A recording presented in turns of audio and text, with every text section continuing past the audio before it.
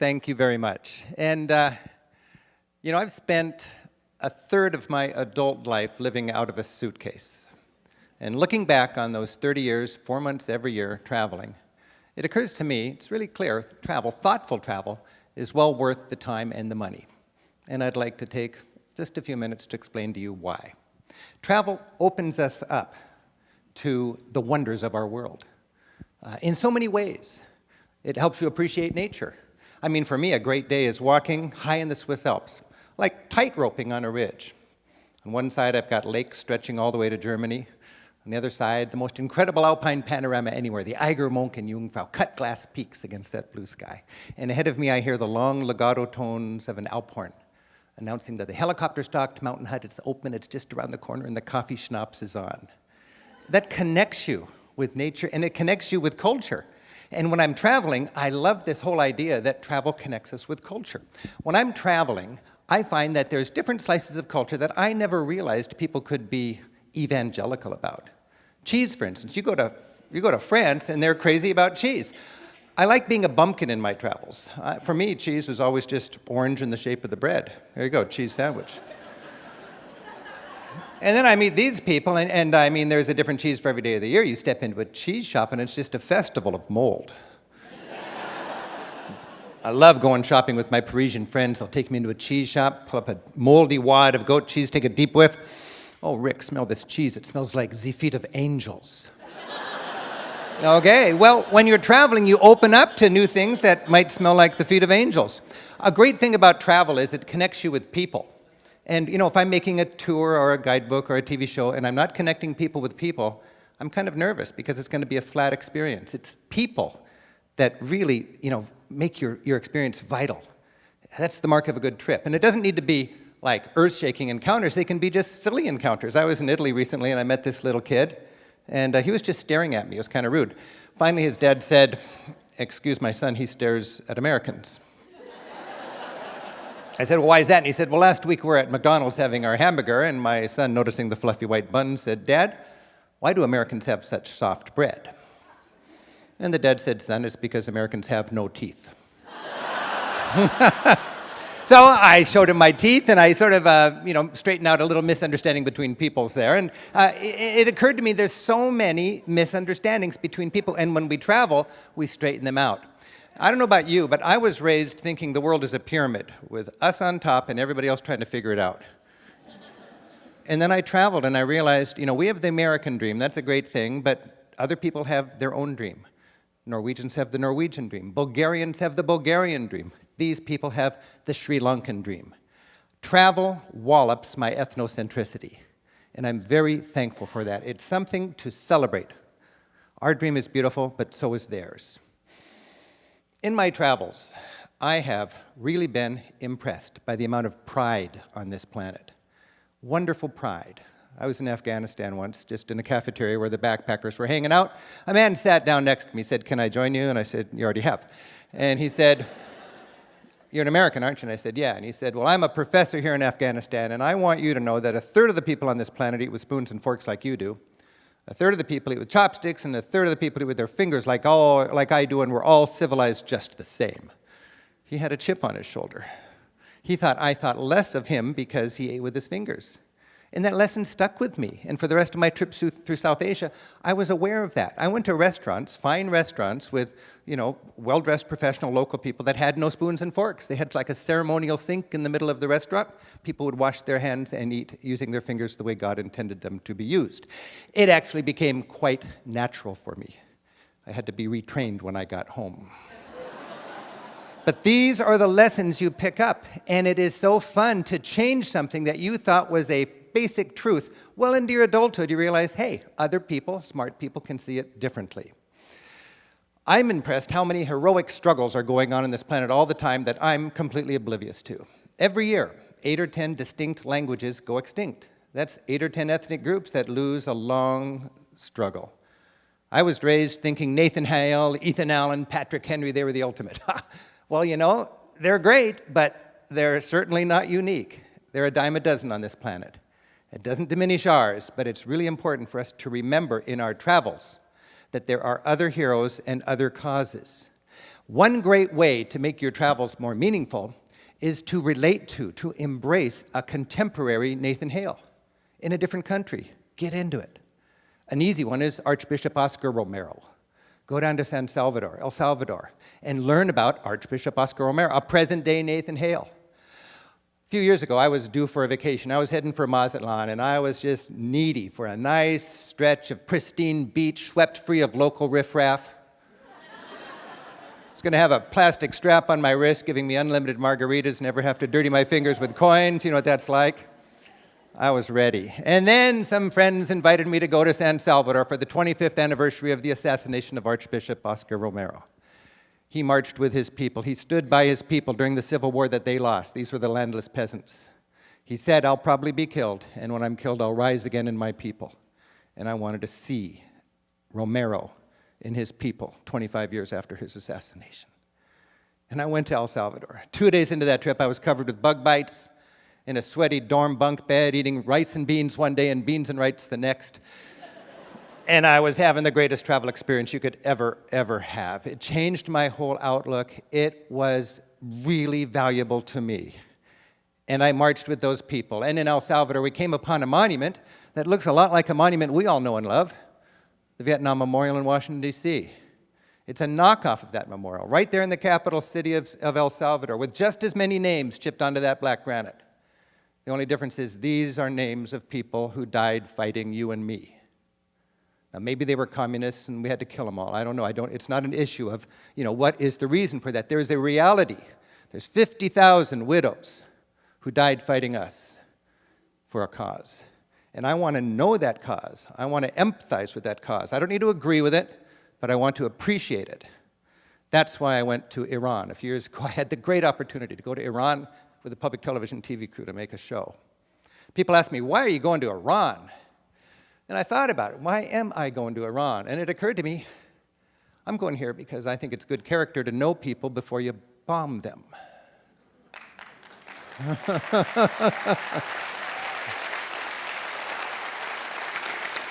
Sometimes we have to kill people, but it should hurt. And it is a nation's inclination to dehumanize its enemies before we go kill them. So I went to Iran. It occurred to me when I was in Iran, I was afraid to go here. And when I got there, I was so glad I had the courage to go there. And I learned once again that fear, and there's a lot of it in our society, fear is, to me, for people who don't get out very much.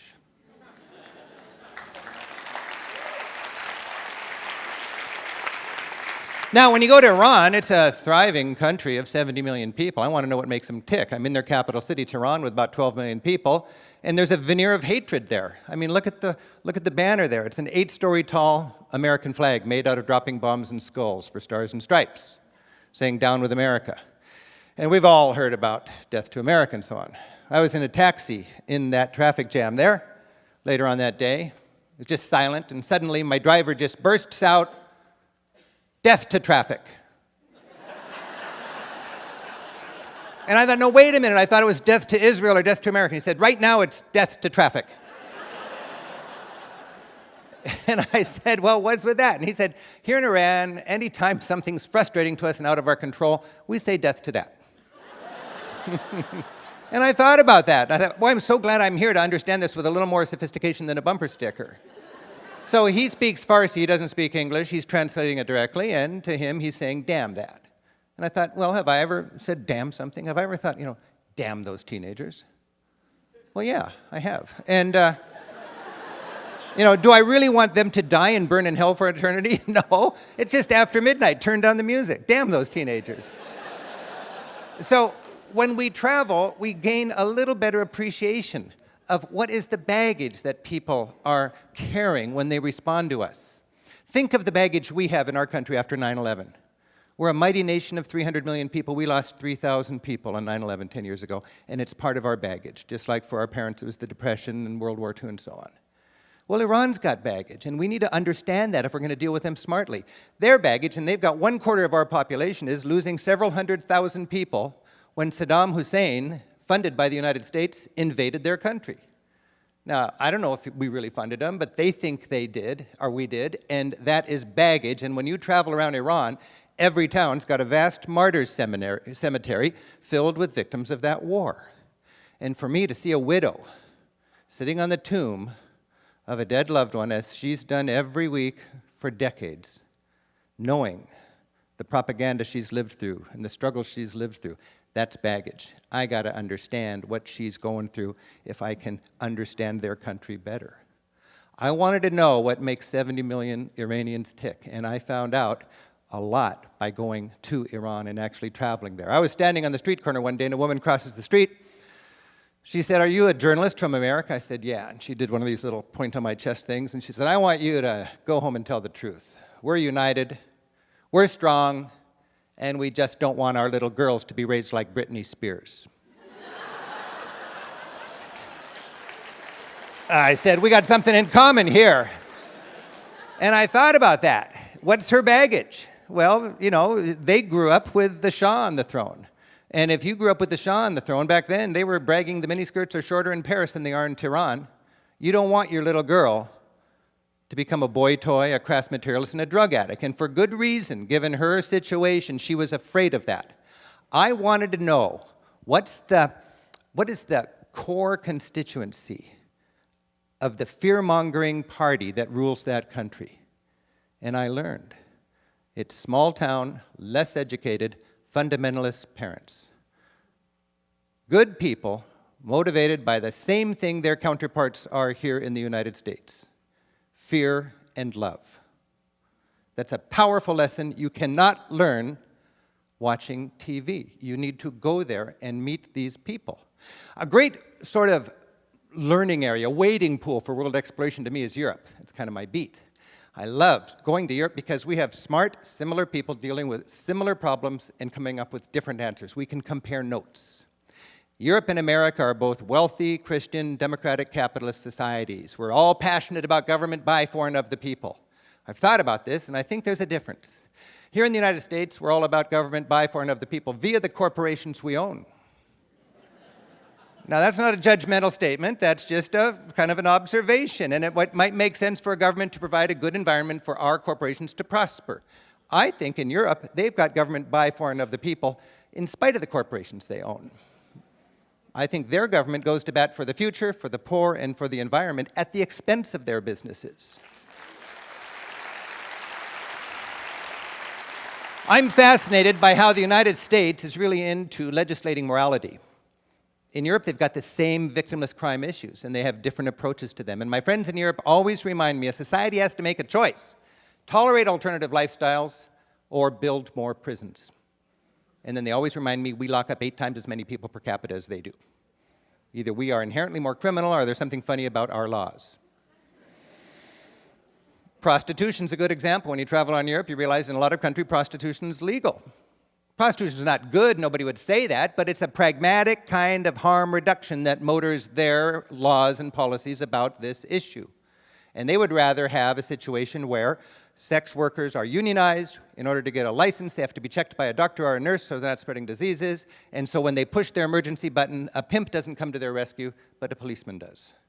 Doesn't work perfectly, but that's their attempt to deal with this problem. We can learn from them. I think it's interesting when you go to Scandinavia, how many drunk teenagers you find on decorated trucks. And finally I asked, what's going on? And it was always in the spring, like May and June. And they said, here in Scandinavia, our kids really get drunk on graduation time, and the parents don't want them to drink and drive. So in a classic European sort of example of pragmatic harm reduction when it comes to soft drugs, the Scandinavian parents pay for the keggers, they hire a truck and a driver, they let the kids decorate it, and the kids go from house to house, and their parents serve them the beer. Now, in the United States, we deal with this problem of teens drinking and driving on graduation with moralism. Just say no. In Scandinavia, they would rather have a situation where, okay, the kids are going to drink anyways. Let's do it so they don't have to lie to their parents, so nobody drives and nobody dies. That's an example that we can learn from. I was in a Starbucks in Zurich a couple years ago. Went down to the bathroom downstairs, stepped inside, blue lights. I thought, what's this? Blue lights in the toilet. Well, then I realized, oh, I cannot see my veins. I couldn't shoot up if I wanted to. A lot of needle addicts, a lot of junkies on the streets of Europe because they're still alive and they're not in prison. I have to explain that to my groups. They say, these darn liberal Europeans. And I thought, well, this is frustrating for a junkie. You can't shoot up in the bathroom at Starbucks. So then across the street, I noticed a machine that used to sell tobacco. Now it sells syringes, government-subsidized syringes. They're almost free. Nobody shares needles and passes diseases in Switzerland.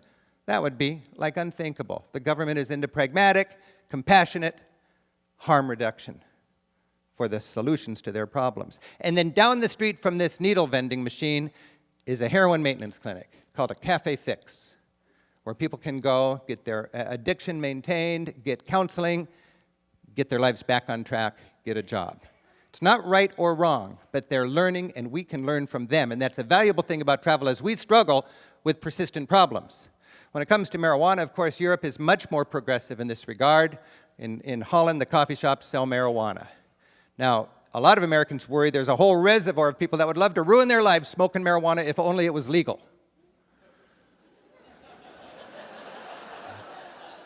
Well, it's been 25 years since they arrested a pot smoker in the Netherlands, and what they found after 25 years is use does not go up.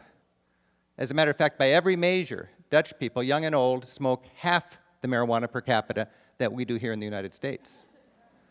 Portugal legalized the consumption of all drugs 10 years ago. A lot of Americans are worried about the gateway element of marijuana. You know, you smoke marijuana and suddenly you're a heroin addict. Well, in Portugal, they're worried about that too, and they've found the only thing gateway about marijuana is its illegality, because when it's illegal, you got to buy it from a criminal on the street who has a vested interest in getting you hooked on something more addictive and more profitable. We can learn from Europeans, and it's exciting.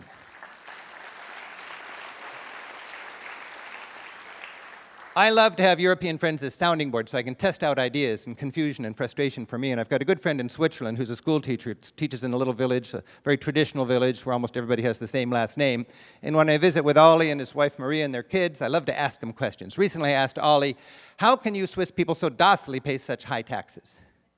And without missing a beat, he said, well, what's it worth to live in a country where there's no homelessness, no hunger, and where everybody, regardless of the wealth of their parents, has access to quality health care and education? Now, Ollie is not a crusader. Ollie's just a capitalist with a European social ethic. And it's interesting to learn from them. One thing that's occurred to me recently is Americans are loving, compassionate people, but we're not very good at grappling with the gap between the rich and the poor. There's something in our upbringing that makes it very tough to deal with that honestly. When you travel, you have the poor reaching into your window. You can't escape it if you're traveling honestly. And for 30 years, I've had the poor reaching in my window. And it's been a powerful impact in the value of my travel. And I'll tell you, I've learned that even if you're motivated only by greed, if you know what's good for you, you don't want to be filthy rich in a desperately poor world. It's just not a pretty picture. I was down in El Salvador last Christmas. Any middle-class neighborhood has to pool its money to have an armed guard on the corner, just to protect them from angry poor people. And you don't want to raise your kids behind designer fortifications. We're on a track to that if we don't learn from the other parts of the world that have not dealt with this very smartly. Let me finish by taking you to Turkey. I just love Turkey, and as a tour guide, I had the chance to take a group to get to know a whirling dervish. I knew this dervish, and I asked him, can our group come and watch you pray? And he said, well, I'm not a photo op. And if you can watch me pray, but I want you to know what I'm doing. I said, great. So we went up onto his roof. The sun was setting. He was wearing his robe and his hat. And he said, and I'll just paraphrase it, he said, I'm a dervish. That's like a monk that follows Mevlana, who is sort of a teacher in Islam like St. Francis was in Christianity, a teacher of love. And as a dervish, I pray 5 times a day, meditating on the teachings of Mevlana. I plant one foot in my community, in my home. The other foot goes around the world, acknowledging the variety in God's great creation. One hand goes up to receive the love of our Creator, and the other hand, like the spout on a tea kettle, goes down to shower God's love on His creation. And I whirl, and I whirl, and I lose myself in that trance, thinking about the teaching of Mevlana. To be there as a tour guide with my group, watching him, his head tilts over, his robe billows out, And he loses himself in that beautiful thought. I thought, wow, I am really understanding now, like my group was, that this man is very different from us, but he's fundamentally the same. And if we can take home that understanding, that's the very best souvenir possible. And for the rest of our lives, when we look at the rest of the world, rather than fear its diversity, we can better celebrate it. Now, appreciating the value of travel is nothing new. 1,400 years ago, Muhammad said, "Don't tell me how educated you are, tell me how much you've traveled." Thomas Jefferson traveled, and he wrote that travel makes a person wiser, if less happy. Mark Twain traveled, and he famously wrote, "Travel is fatal to prejudice, bigotry, and narrow-mindedness." I've traveled, and travel has inspired me to be engaged and to do what I can to make a difference. In other words, it's helped me to become a better citizen of this planet. And I hope thoughtful travels can do the same for you. Thank you very much.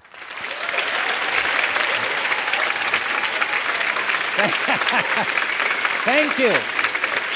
Thank you.